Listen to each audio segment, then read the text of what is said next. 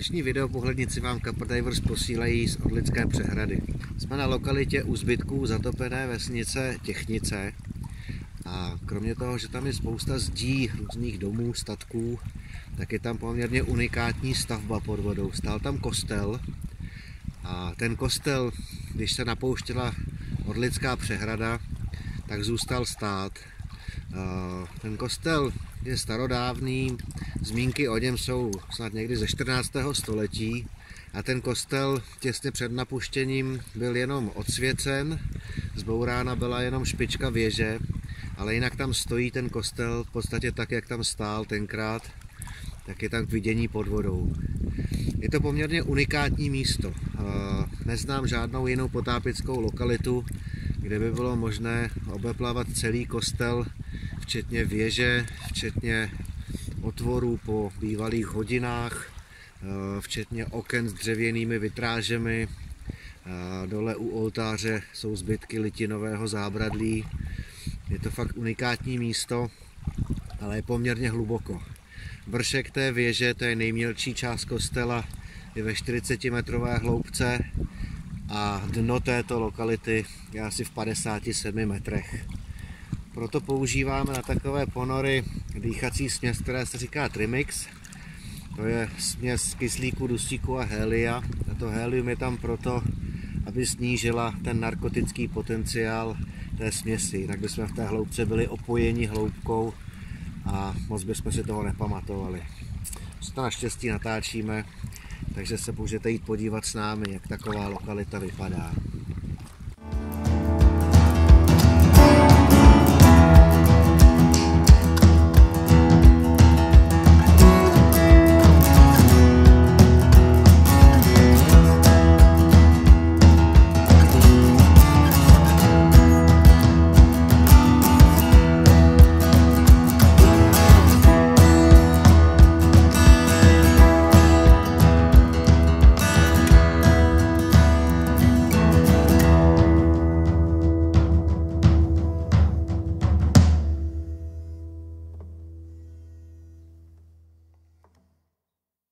My jsme ten ponor začali sestupem podél lana do 40 metrů, kde je vlastně vršek té věže.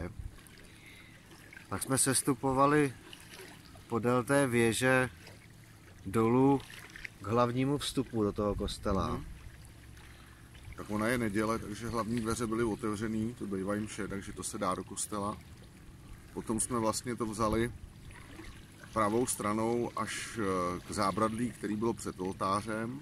Jo, tam je takový litinový zábradlíčko, co bylo jako v přední části toho kostela. Jo, tam byl takový průstup uprostřed až k oltáři. Tam jsme se podívali taky. Tam byla trošku horší viditelnost, tam vlastně v tom místě, kde stál původní oltář, nad ním je sice taková krásná klenutá gotická klenba, ale to jsme nenatáčeli, protože tam stačí jeden malý pohyb a ten sediment se zvedne a v podstatě nulová viditelnost. Tak to je jedno z mála míst, který nemá volný přístup na hladinu, je to takový uzavřený roh vlastně pod tou klenbou, takže tam to vůbec neproudí, takže obvykle ten kalk, který se tam případně někdy může udělat, tak tam vydrží dlouho. Zajímavé je, že na obou stranách toho kostela jsou dvě okna a v těch oknech jsou dodnes zbytky dřevěných vitráží. Když se u toho potápíme, jak si můžeme představovat, jak v tom dřív byly ty sklíčka. To určitě bylo jako zajímavý. Dneska je to nádherný pohled, je to jako zajímavý vůbec vidět takovouhle stavbu pod vodou, je jedinečný. To je fakt jako ze všech těch, dalo by se říct, stovek zatopených stavení tady na Orlický a Slabský přehradě, tak tohle je jednoznačně unikát. Je to zajímavý tím, že to byl kostel, je to zajímavý tím, že to v podstatě celé stojí a ta okna tomu dávají takový zajímavý pohled. Pak jsme se přesunuli k tomu štítu, ten štít vlastně tvořil takovou střechu, no, podporu té střechy hlavní části toho kostela. Tam byla úžasná viditelnost. Tam byla krásná viditelnost, tam byla asi nejlepší v téhle hloubce, to je kolem 48 metrů, tam byla fakt nádherná viditelnost. Jo, ten štít tam má v sobě taky takový okýnko, takže vypadá to taky moc hezky a je neuvěřitelně zachovalej. je tam vidět vlastně ty cihly, jak je to tam kladli jednu vedle druhý, různě to měnili, takže opravdu nádhera, obrovská věc. Od toho štítu vede takovej, on vlastně přechází v takovej zděnej oblouk, který navazuje na tu zadní zeď. Podél toho jsme si zase klesli zpátky na úroveň, kde začínala střecha. Ten kostel vlastně zdi má všechny, jenom nemá střechu a nemá vršek té věžičky. Přesně tak. Já si myslím, že kdyby se rozhodl vypustit odlík, tak ten kostel se normálně zrekonstruuje a bude fungovat dál. Není to nějak pobořený. Jsme se pak přesunuli zpátky k té věži. Vnitřkem té věže jsme stoupali vzhůru. To je taky zajímavý místo, protože je tam vlastně několik oken ze všech 4 stran té věže, jsou různá okna. Je tam otvor po těch hodinách, co tam byly vsazeny do té věže. A tam jsme vlastně ukončili v těch 40 metrech ten pobyt na dně. Mně se v té věži hrozně líbí to schodiště, tam je vlastně jakoby dvojitá zeď, protože tam bylo schodiště, který vedlo nahoru, aby se mohl opravovat ten hodinový stroj, který tam byl a vůbec dal se jít nahoru. Mně se to hrozně líbí, je to vlastně protkaný od spoda až nahoru, vždycky takovou skulinkou na ty schody, kde vlastně bylo nějaký to mezipatro a je to hrozně hezký, když člověk stoupá, může si to takhle prohlížet a představuje si, jak tam ten hodinář nahoru šel opravovat ten hodinový stroj.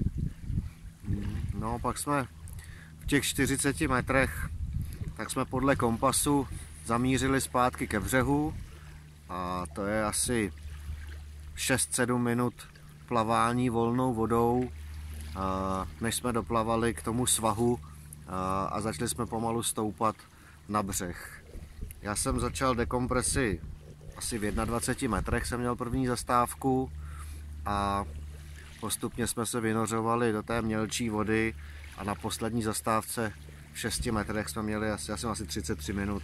Asi taky nějak. V 6 metrech, takže si tam tak pomalu člověk plave. Ta viditelnost byla docela dobrá.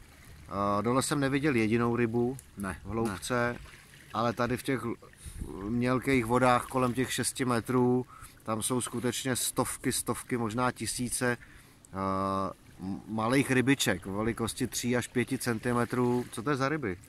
Já myslím, že to jsou vytřený vokounice, jiní plotice, taková různá směsice, nejde to úplně poznat, určitě v tom jsou bílé ryby, ale je to jako korálový útes někde v moři, opravdu jich je mraky a to hejno se celý posouvá, loví do toho vokounci, tak je to fakt pěkný. Tak my vás moc zdravíme z Orlické přehrady. Trénujte, dopracujte se k potápění s Trimixem, protože chodit na takovouhle lokalitu se vzduchem je zbytečná věc. Nic si z toho ponoru nepamatujete a je to zbytečný riziko. Takže trénujte Trimix a někdy příště na této lokalitě možná s váma. Mějte se fajn, čau.